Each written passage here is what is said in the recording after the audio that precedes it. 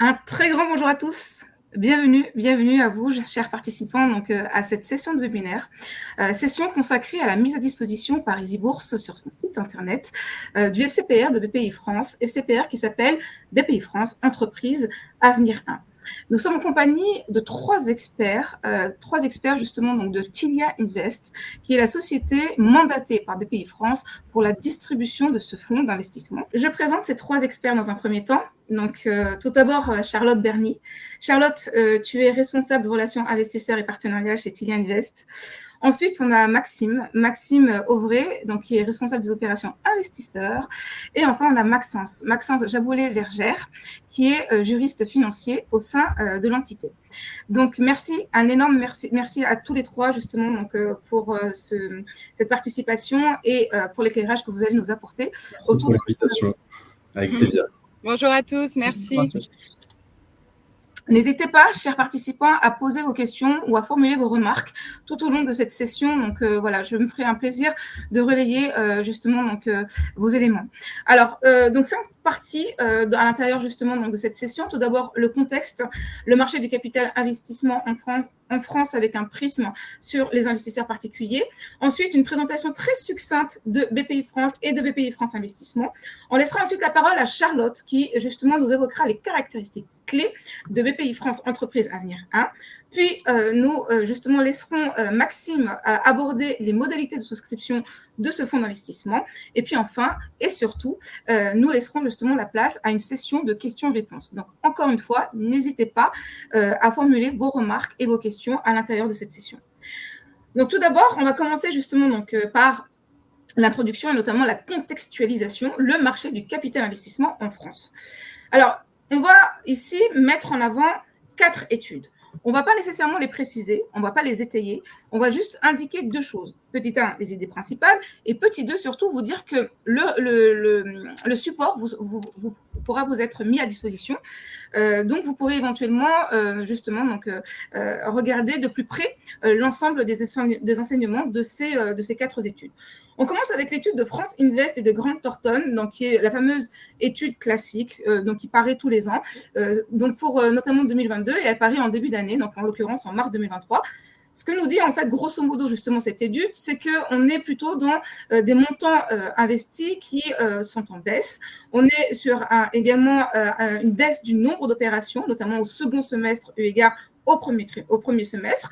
On est sur donc notamment une diminution de la participation des financements bancaires. On est sur également des levées qui ont chuté donc entre le premier et le second semestre, avec un plus bas niveau atteint au second semestre depuis 2017. Mais on est sur quelque chose qui est assez notable pour nous, à savoir éventuellement une montée en puissance de la participation des investisseurs particuliers qui affichent un intérêt grandissant pour le non-coté et notamment le capital investissement. Ça, c'est l'étude justement donc de France Invest qui nous l'indique. L'étude de Ernst & Young, donc le cabinet d'audit qui justement reprend les éléments du premier semestre 2023, vont dans ce sens. Grosso modo, on est sur une baisse effectivement en valeur par rapport au premier semestre 2022. Après, on est sur une mise en évidence éventuellement des secteurs les plus joués, avec notamment en bonne figure le secteur des clean tech. On est effectivement donc sur une répartition géographique qui met à l'honneur l'Île-de-France, et on est sur une France qui est bien positionnée par rapport à ses contreparties européennes. Pour autant, justement, donc, le deuxième élément que je souhaitais vous mettre en évidence à l'intérieur de ce contexte, c'est effectivement l'appétit des investisseurs particuliers et également la volonté justement des sociétés de faire davantage appel à ces investisseurs particuliers. Donc, pour plusieurs raisons, et là, on a 2 études en particulier, un rapport du cabinet Bain & Company de février 2023 et un article des experts de la Société Générale de mai 2023. Donc, ces 2 rapports mettent en avant la même conclusion, à savoir qu'on va avoir, à partir de cette année 2023 et dans les années à venir sans doute, une mise à l'appel de plus en plus importante des investisseurs particuliers dans le capital investissement. Alors, plusieurs arguments à cela, mais je vais essayer de résumer en 2 grands arguments. Le premier, c'est de nous dire effectivement que les investisseurs particuliers ont une part belle dans justement donc, les actifs mondiaux sous gestion traditionnels. Et que de ce fait, eh bien, on peut penser à un effet de rattrapage de la part des investisseurs particuliers, dont les fonds alternatifs, notamment les fonds de capital investissement. Ça, c'est le premier argument éventuellement qui est mis en avant. Le deuxième élément qui est mis en avant, c'est également les avantages du capital investissement pour les investisseurs particuliers. Et notamment 3 avantages qui sont mis en exergue. Tout d'abord, le rendement. Et donc là, on a justement donc, notre expert de Bain & Company qui nous dit qu'au cours des 25 dernières années, les rendements en capital investissement s'affichaient à 14% contre 7% par exemple pour l'indice MSCI World.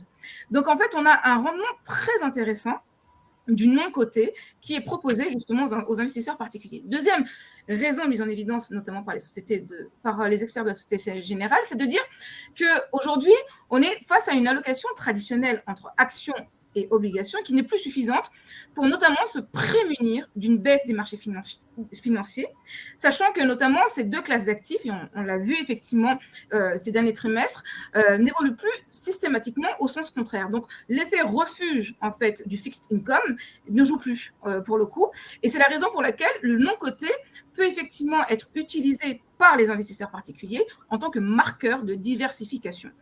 Enfin, 3e élément, c'est le fait que justement l'investissement dans le non-coté permet aux investisseurs particuliers de donner du sens à leur épargne en investissant directement dans l'économie réelle. Donc, autant d'arguments qui plaident en la faveur d'une montée en puissance des investisseurs particuliers dans le capital investissement. À présent, certes, maintenant justement donc, que le constat a été établi, pour autant, on a des barrières à lever. Et dans ces barrières, on a notamment le niveau du ticket d'entrée. On a également les outils technologiques et notamment la mise à disposition donc, pour les investisseurs particuliers d'une plateforme de souscription en fait fluide et efficace et bien sûr sécurisée. Et puis, 3e sujet, c'est les spécificités financières liées au non-coté, à savoir donc la gestion de la liquidité, donc qui suppose une fréquence de valorisation intensifiée, un peu plus importante qu'éventuellement une fois par an, et éventuellement des commissions limitées. Il faut savoir que ces obstacles-là, justement, sont levés par les FCPR de BPI France et notamment par le FCPR qu'on va vous mettre en évidence maintenant, et à savoir justement donc, BPI France, entreprise Avenir 1. Quelques mots rapidement, justement, tout d'abord, avant de laisser la parole à Charlotte, concernant les caractéristiques clés de ce fonds d'investissement, quelques mots sur BPI France et éventuellement BPI France Investissement. Là aussi, je ne vais pas rentrer dans le détail. Vous avez les chiffres sous les yeux et surtout, l'idée, c'est qu'encore une fois, on vous mettra à disposition la présentation.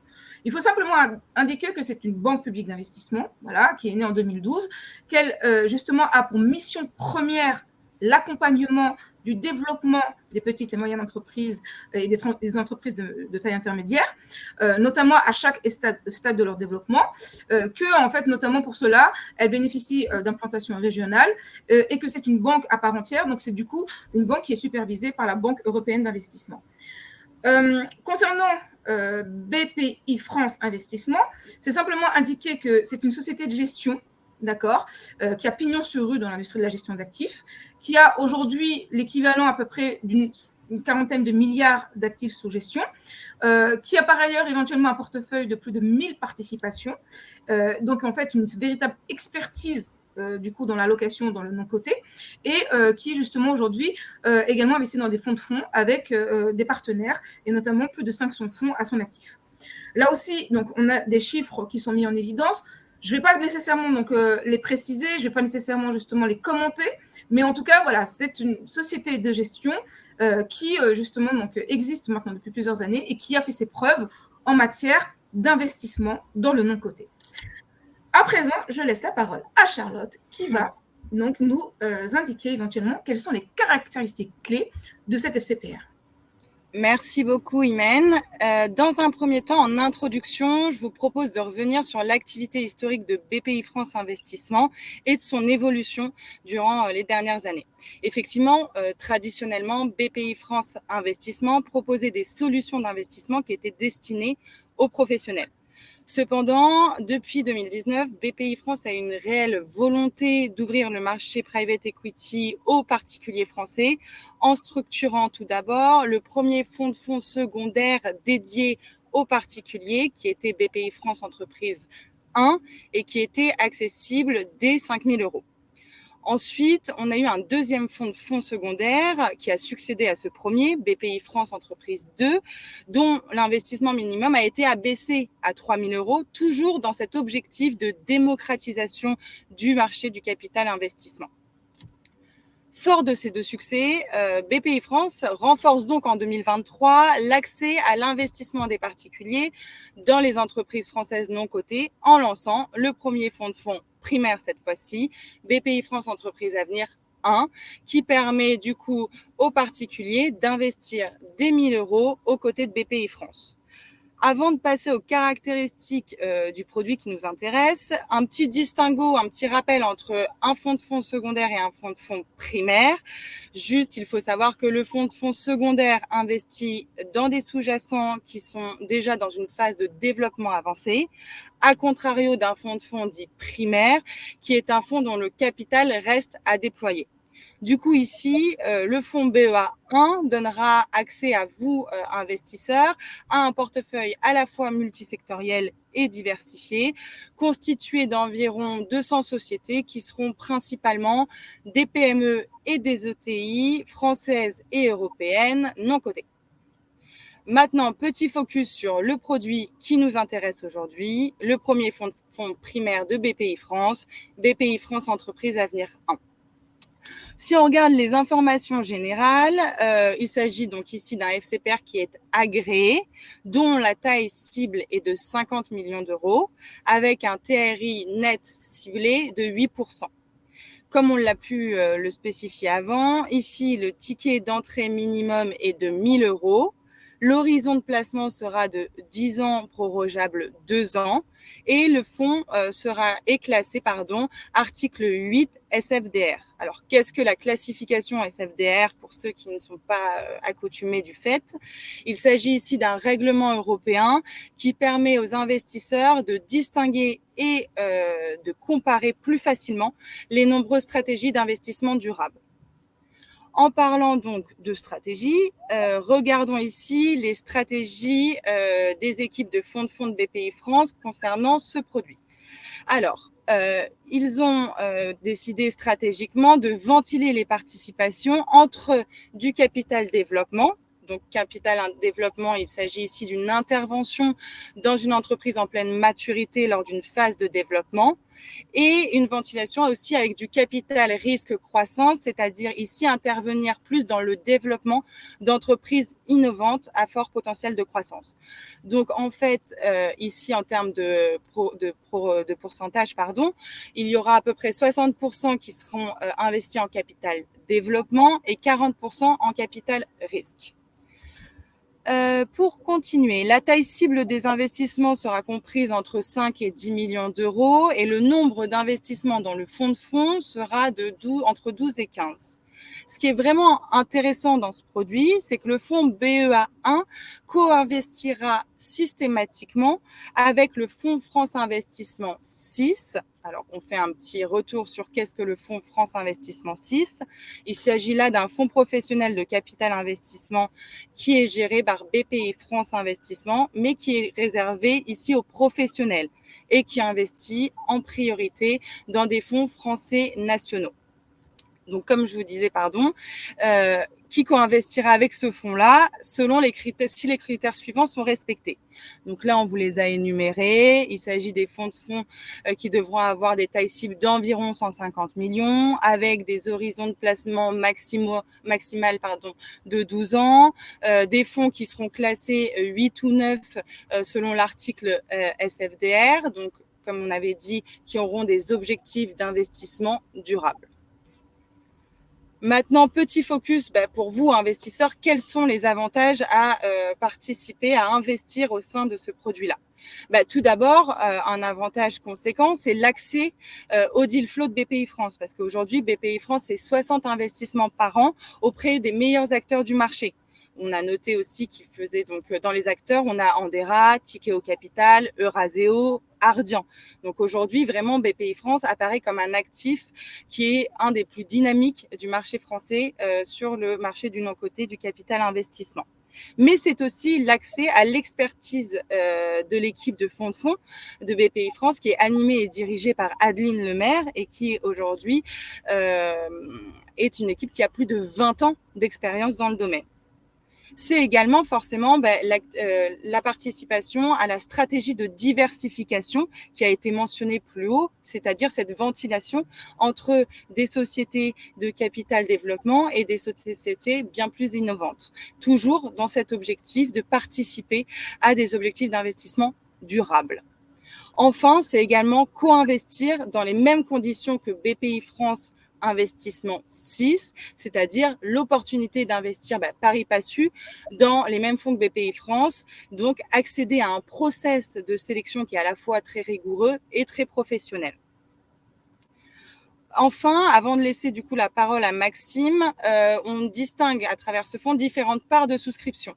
D'une part, les parts dites A1, c'est-à-dire des parts capitalisantes qui offrent aux investisseurs un avantage fiscal, donc c'est-à-dire au bout de 5 ans de détention, les plus-values sont exonérées d'IR, mais à condition que celles-ci, pendant la période de 1 à 5 ans, soient réemployées dans le fonds. A contrario, on distingue les parts A2 qui sont dites distribuantes et qui, là, offrent aux investisseurs des distributions régulières en fonction des stratégies du fonds dès la fin de période de souscription. Donc, je vous ai fait une présentation assez succincte du produit et je serai ravie ensuite de pouvoir répondre à vos différentes questions si vous en avez sur le sujet. En attendant, je passe la parole à Maxime qui explique un peu plus la gestion opérationnelle du fonds et des souscriptions. Merci Charlotte, merci pour les explications. Alors moi, je vais vous présenter un peu plutôt la partie opérationnelle puisque certains d'entre vous peuvent déjà connaître un peu le produit ou ont peut-être déjà certaines connaissances, notamment sur private equity, mais ne savent pas encore très bien comment vont se passer plutôt les quelques démarches qui sont attendues, notamment de leur part, pour accéder à ce produit-là. Donc là, l'idée, c'est avant tout, et c'est pour cette raison-là d'ailleurs qu'on a mis en place un partenariat avec EasyBourse, puisqu'on partage quand même les mêmes valeurs, et le fait de se dire qu'on est plutôt dans une logique de démocratisation via la mise en place des démarches de souscription qui se passent en ligne et qui sont pour le coup assez similaires à ce que vous connaissez déjà. Si jamais vous utilisez la plateforme EasyBourse régulièrement, vous serez pas, il y aura quand même beaucoup de similitudes avec ce que vous retrouverez chez nous. L'idée, c'est que tout va se passer quand même à partir du moment où vous serez sur EasyBourse, vous serez du coup redirigé directement sur notre plateforme qui s'appelle Club Tilia, donc une plateforme un peu similaire à ce que vous connaissez, et qui vous permettra du coup de réaliser les deux grandes étapes qui sont attendues de votre part pour accéder à ce produit-là. Les deux grandes étapes, finalement, c'est celles que vous connaissez déjà, finalement, mais où il y aura quand même une particularité, on va dire pour nous, puisqu'on va plutôt bien les dissocier. Dans un premier temps, une fois que vous arrivez donc, sur Club Tilia, encore une fois, on va vous demander de créer un profil investisseur, naturellement, puisque vu que c'est Tilia Invest qui distribue le produit, on est obligé de vous faire passer notamment notre propre KYC, donc ces fameuses questions, notamment qui nous permettent de mieux vous connaître et qui nous permet ensuite de pouvoir vous permettre d'accéder notamment aux investissements qui sont proposés sur Club Tilia. Donc là, la fameuse constitution de ce fameux profil investisseur, donc moi je dis souvent à l'ensemble de nos clients et ou nos partenaires, finalement c'est 90% des démarches qui vont vous permettre ensuite d'accéder au fonds, puisqu'en l'occurrence, on va du coup vous demander de vous créer un compte. Alors évidemment, il n'y a pas de frais, je me permets de le préciser, mais ça me paraît quand même normal, en tout cas dans l'inscription sur Club Tilia, et que surtout derrière, on va vous poser ces fameuses questions qui vous permettent de définir votre propre profil investisseur. Donc ça va être des questions sur notamment vos informations personnelles, sur vos connaissances en matière d'investissement, puisque nous, on est obligé de pouvoir notamment faire en sorte à ce qu'on puisse avoir une visibilité sur vos connaissances et votre expérience. Donc, il y a tout un tas de questions qui vont être remplies en ligne. Normalement, ça prend maximum 5 minutes, sachant qu'on vous demandera également naturellement quelques pièces d'identité, notamment qui seront ensuite analysées. Et une fois que vous avez finalisé ce profil investisseur, il y aura du coup une première signature qui sera attendue de votre part, donc une signature électronique, qui vous permettra simplement de formaliser le fait que les informations que vous avez fournies pendant ce parcours, c'est celles sur lesquelles on peut analyser. Une fois que vous avez fait ça, la balle passe dans le camp de Tilia Invest, puisque nous, notre particularité, c'est qu'on a une logique de validation, on va dire, entre le moment où un client définit son profil investisseur et le moment où ensuite il a accès aux opportunités d'investissement, ce qui en soit assez logique, puisqu'on va vérifier avant un certain nombre de choses. Et donc, c'est là où on va avoir un retour généralement entre 24 heures et 48 heures, où on va s'assurer que toutes les informations que vous avez retranscrites sont correctes et qu'on va surtout faire quelques vérifications pour être certain que tout est en ordre par rapport à la réglementation. Et donc, si jamais il y a évidemment quelques rectifications qui sont en de votre part, naturellement, on vous sollicitera, mais bon, généralement, ce n'est pas forcément le cas. Et une fois que vous avez du coup ce profil investisseur qui est validé, notamment par nos équipes, à ce moment-là, vous aurez du coup accès officiellement aux opportunités d'investissement, et donc notamment à ce fonds BPI France. À ce moment-là, vous serez évidemment notifié par mail pour vous indiquer que votre profil investisseur est validé, que par conséquent, vous pouvez ensuite accéder à la souscription. Et donc là, à ce moment-là, on vous demandera, alors la particularité de Club Tilia, c'est que la plateforme Club Tilia, c'est une plateforme fermée. Ça veut dire que pour accéder à des opportunités d'investissement, vous avez besoin notamment de ce qu'on va appeler des codes projets, donc qui vont vous permettre de sélectionner l'offre finalement pour laquelle vous êtes venu. Et donc, en l'occurrence, pour BPI France, c'est ce que vous voyez dans la présentation, on sera en mesure de vous les redonner, évidemment. On va avoir 2 codes projets, puisque ça vous permettra du coup d'accéder à la page projet du fonds, soit dans une logique pour souscrire des parts A1, donc c'est ce que présentait Charlotte, donc c'est ce qu'on va appeler des parts de capitalisation, pour revenir un peu après si besoin.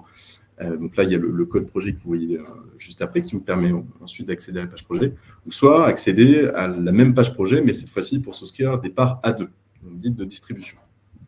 Donc une fois que vous arrivez sur la page projet, là, à ce moment-là, évidemment, vous allez retrouver toutes les informations très détaillées sur le fonds. Alors, vous allez retrouver également finalement tout ce qu'on vient de vous présenter.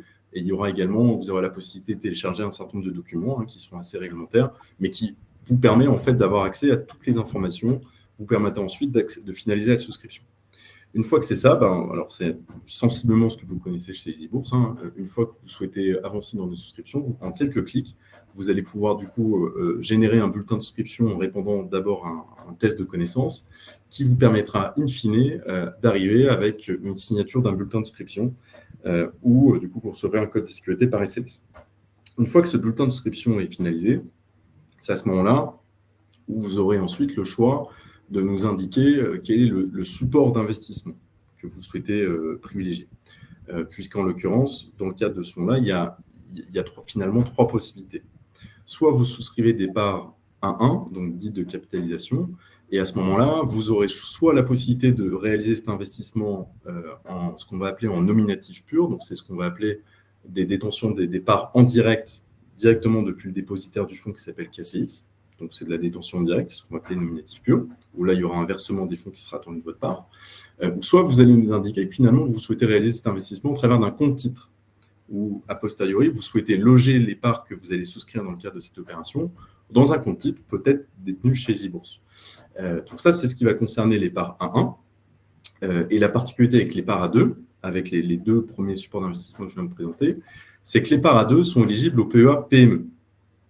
Donc ça, je sais qu'il y a beaucoup d'entre vous qui sont intéressés. Je sais qu'EasyBourse, évidemment, dispose d'un PEA-PME et qu'on a mis en place avec EasyBourse un process un peu simplifié, notamment dans le cas du PEA-PME, où on est en interaction assez simplifiée avec notamment les équipes du non-côté d'EasyBourse pour faciliter, on va dire, les démarches in fine. Donc, si jamais vous êtes intéressé par ce support-là, donc évidemment, il faut bien choisir le para 2 et que derrière, en fait, une fois que vous avez signé votre bulletin d'inscription, derrière, vous allez pouvoir entamer les démarches auprès du service non-côté EasyBourse et que derrière, c'est le service non-côté EasyBourse qui va ensuite finaliser la transaction avec un versement que le dépositaire du fonds recevra et qu'on recevra en parallèle de ça, directement de la part du service non-côté d'EasyBourse, le numéro de votre compte PEA-PME pour que derrière, la livraison de départ puisse se faire. Donc, pour résumer, il y a 2 grandes étapes finalement. Alors, tout est en digital.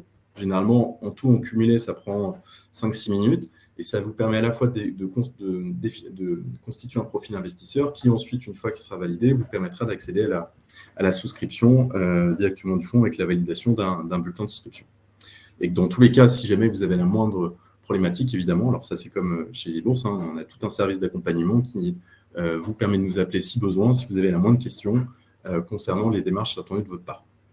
Et que surtout, alors c'est ce que Imen présente là à l'instant, merci beaucoup, si vous avez quelques doutes sur comment ça va se passer, on vous a mis en place certaines vidéos qui en fait vous permettent de visualiser finalement ces fameuses démarches de souscription que je viens de vous présenter. Encore une fois, il n'y a rien de sorcier, c'est très standard, on va dire, par rapport à ce que des plateformes, on va dire, ont l'habitude de proposer, avec vraiment un vrai souci que ça soit le plus fluide possible et que l'expérience utilisateur soit la plus réussie. Du coup, donc ce sont effectivement des démonstrations qu'on vous mettra à disposition. Je veux juste revenir sur le point de départ, éventuellement, donc, qui est ici. Donc, vous avez 2 points de départ. Vous en avez un qui est ponctuel et qui a vocation à demeurer sur le site, sur la homepage du site, mais vous avez ensuite surtout en fait un autre point de départ qui est lui logé de manière pérenne et donc qui concerne les fiches valeurs. C'est-à-dire que en fait on a établi, on a défini donc en collaboration justement donc avec Tilia Invest et sur la base donc de la documentation réglementaire des fiches valeurs. Voilà, et ces fiches valeurs donc reprennent les caractéristiques clés bien entendu donc de cet FCPR et par ailleurs justement donc voilà donc informe sur bien entendu les risques, les frais, sur donc un certain nombre de sujets liés à la fiscalité par exemple, donc qui vous donne accès donc au DIC. Voilà, donc le document d'information clé pour l'investisseur, mais surtout qui vous permet du coup d'accéder au bouton acheter.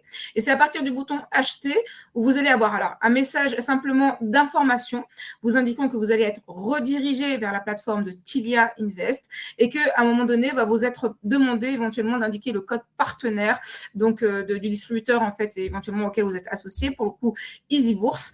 Et là, vous allez justement donc accéder à la plateforme de Tilia Invest. Donc là, voilà, c'est la plateforme justement dont vous parle donc Maxime et qui a été justement donc ensuite sectionnée en six parties.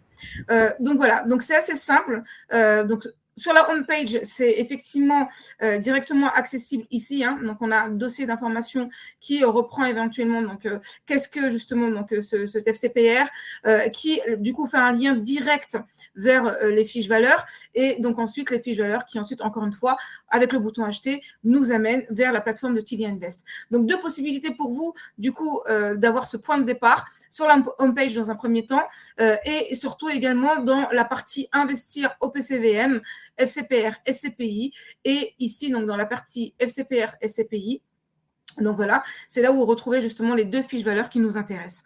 C'est le point de départ et ensuite justement donc le déroulé se fait en fonction de ce que vous a indiqué Maxime. Maintenant, on a quelques questions, chers participants, qui nous sont posées. Donc on va laisser la place aux questions tout simplement.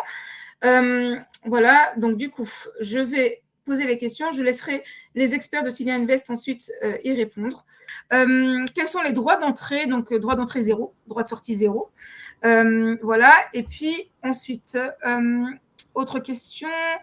Peut-être juste, Imen, pardon, pour rebondir un petit peu sur la question de Henri sur les droits d'entrée. Effectivement, il n'y a pas de droit d'entrée. Cependant, il y a un taux forfaitaire annuel moyen qui est de 3,50% qui correspondent du coup aux frais de fonds et qui est ventilé entre les frais de gestion du fonds et des frais qui sont annexes par rapport aux sous-jacents ou des frais administratifs, juridiques, etc., qui sont essentiels à la gestion opérationnelle du produit. C'était juste pour un petit peu recontextualiser aussi cette partie dont on n'a pas parlé, qui est effectivement importante sur les frais liés à ce produit-là. Donc, frais qui sont précisés à la fois dans le document d'information clé, hein, bien entendu, et également justement dans la fiche valeur, pour le coup. Est-ce que vous avez éventuellement d'autres questions et envisagées? Peut-être, je vois la question, en tout cas la remarque de François Pinard qui dit c'est similaire aux OPCVM. Alors, effectivement, il y a une similarité au sens où là, on est bien face à un fonds d'investissement, donc un organisme qui va mettre en commun des capitaux pour investir dans des entreprises. La grande différence par rapport aux OPCVM qu'on peut trouver dans notre droit, c'est que là, on est vraiment dans du capital investissement. La classe d'actifs est différente, alors que pour un OPCVM, on est sur des valeurs cotées, ce qui change donc beaucoup la liquidité, notamment. Sur un OPCVM, donc vous avez des possibilités de rachat très régulières, alors que dans le produit BPI France Entreprise à venir, vous avez une disponibilité, une liquidité beaucoup plus faible parce que votre argent va être indisponible pendant une durée de 10 ans minimum. Alors, il y a des cas de rachat, mais ils sont assez exceptionnels et ils sont bien entendu limités. Vous pouvez pour cela éventuellement consulter justement le règlement du fonds qui vous précise ces éléments-là et la fiche valeur également fait mention de ces 3 cas en particulier justement donc qui permettraient le cas échéant justement le rachat. Une question de Dominique qui nous dit mais quelle est la fiscalité applicable quelle est la déductibilité de l'investissement? Alors, qui veut répondre? Est-ce que Maxence, tu veux répondre ou Charlotte éventuellement? Maxence, si tu veux, hein, je te laisse la parole. Je peux répondre, sachant que la réponse ne va pas nécessairement être très satisfaisante, au sens où ça dépend énormément de la situation personnelle de la personne qui répond, enfin qui pose la question et de la personne qui investit de manière générale.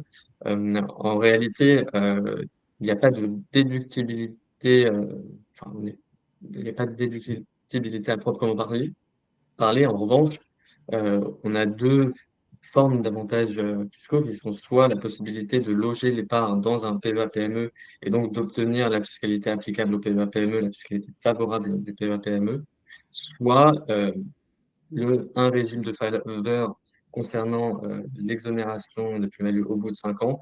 Mais encore une fois, ça dépend de votre situation et c'est soumis à plusieurs conditions fiscales. D'accord. Gédéon qui demande donc le minimum à payer est de 1 000 €. Oui, c'est le ticket d'entrée. C'est le ticket d'entrée qui est mis justement qui est proposé pour cet FCPR, ticket qui est bien moindre que les autres FCPR également lancés par BPI France, même si ce sont des FCPR qui sont différents dans leur profil. Mais là, on est clairement justement dans un ticket qui se veut plus abordable justement donc pour celui-ci, pour ce produit.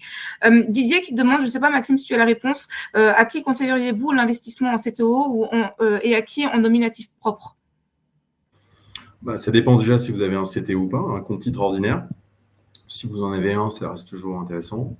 Après, le nominatif pur, c'est vraiment de la détention de vos parts en direct auprès du dépositaire du fonds, qui pour le coup s'appelle KCIS, mais que derrière, ça reste sensiblement la même chose. Mais encore une fois, si vous avez un CTO, notamment chez les bourses, autant le faire. Ça prend très peu de démarches en plus.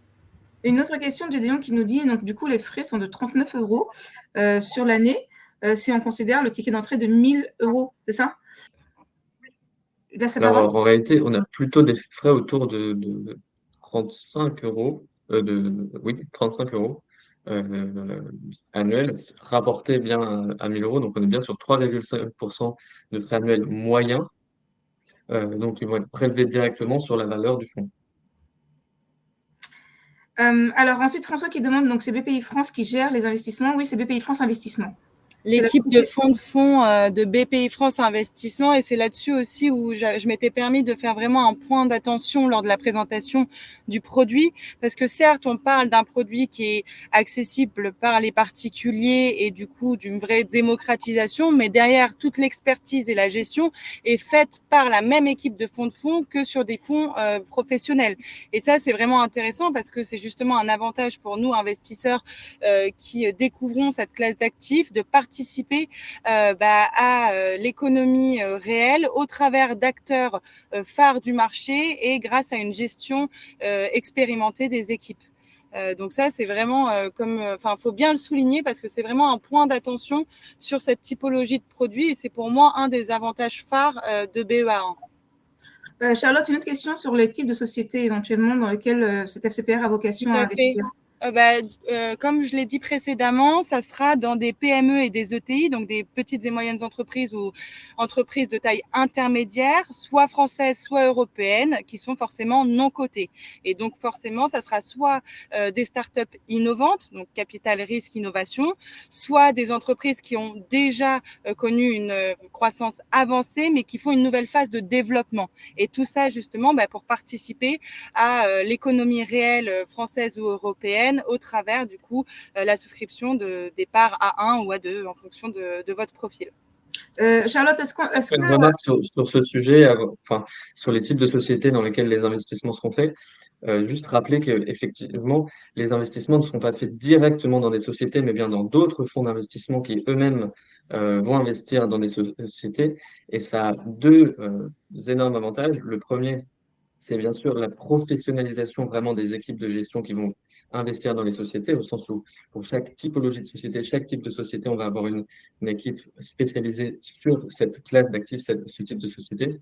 Le second avantage, c'est la diversification, au sens où avec un même ticket d'entrée, on va pouvoir investir dans un nombre de sociétés bien plus important que si le fonds investissait directement lui-même dans chaque société.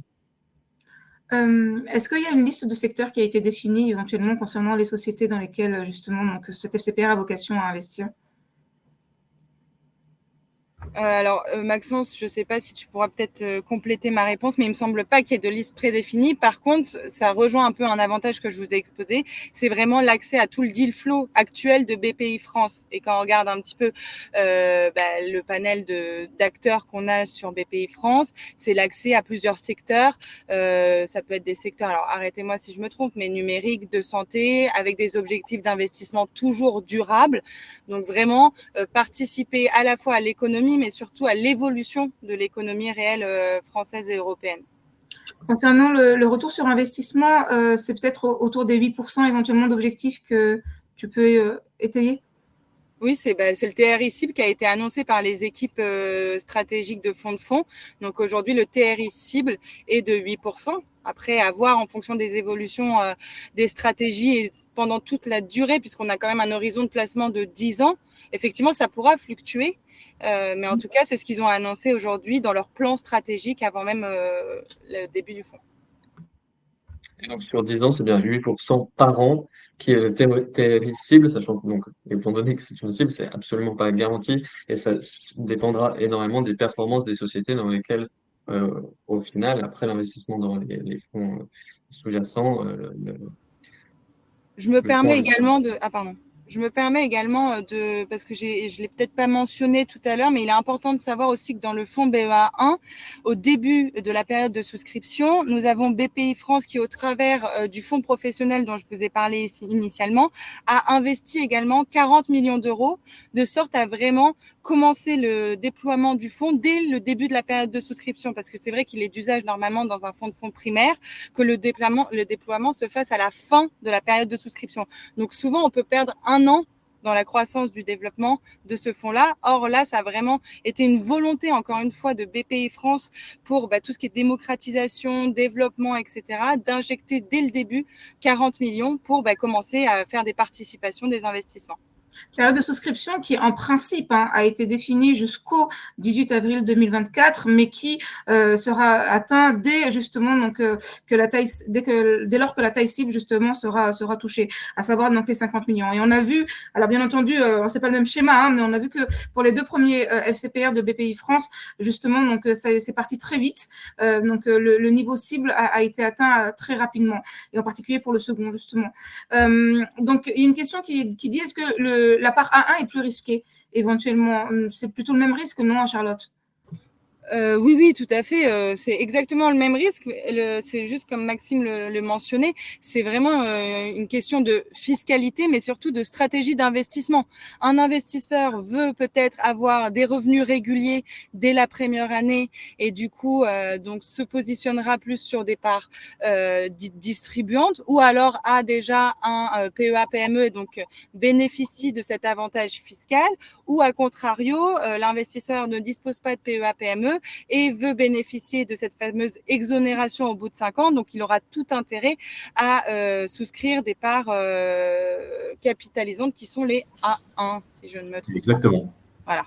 Dominique demande comment se passe la sortie à terme, finalement, à l'issue des 10 ans. Alors, sachant que les 10 ans peuvent être prorogés éventuellement à hauteur de 2 années supplémentaires, c'est ça, Comment ça se passe la sortie du coup? Est-ce que vous pouvez répondre à Dominique? Effectivement, ça peut être prorogé 2 fois après le tir des 10 ans. Et d'ailleurs, la raison principale pour laquelle ça pourrait être prorogé, c'est justement pour liquider les positions du fonds. Donc, concrètement, le fonds va céder ses participations dans la fin de la période de vie du fonds. Et grâce au produit de cession de ses participations, il va pouvoir distribuer ce produit, donc finalement donner de l'argent aux investisseurs, très concrètement sur leur compte espèce, euh, afin de pouvoir, afin de pouvoir sortir du fonds pour les investisseurs. Voilà, je pense qu'on a fait le tour des questions qui ont été posées. Donc, n'hésitez pas de toute façon éventuellement à nous solliciter. Si jamais justement vous avez besoin de compléments d'informations supplémentaires. Donc l'idée, c'est de garder à l'esprit finalement que l'accès à cet FCPR vous est permis directement donc sur le site d'EasyBourse, à l'aide justement donc de votre CTO sur EasyBourse ou d'autres PEA-PME sur EasyBourse notamment, et notamment à partir justement donc des fiches valeurs qui vous ont été donc générées et du bouton acheter qui vous amène directement vers la plateforme de Tilia Invest. Donc, n'hésitez absolument pas à nous solliciter si jamais vous avez besoin d'informations supplémentaires. Et voilà, et donc on se fera un plaisir éventuellement de vous répondre. Merci énormément à nos 3 experts. Merci énormément à Maxence, à Charlotte et à Maxime pour leur temps, pour leur éclairage. Et puis, voilà, nous nous tenons à disposition éventuellement, chers participants, si besoin éventuellement était. Voilà. Donc, un grand merci. Et puis, je vous dis éventuellement à très bientôt pour une nouvelle session de webinaire pédagogique. Merci pour l'invitation, Imen. Merci. Très belle soirée à tous. Au revoir. Au Bonne revoir. soirée, au revoir. Au revoir.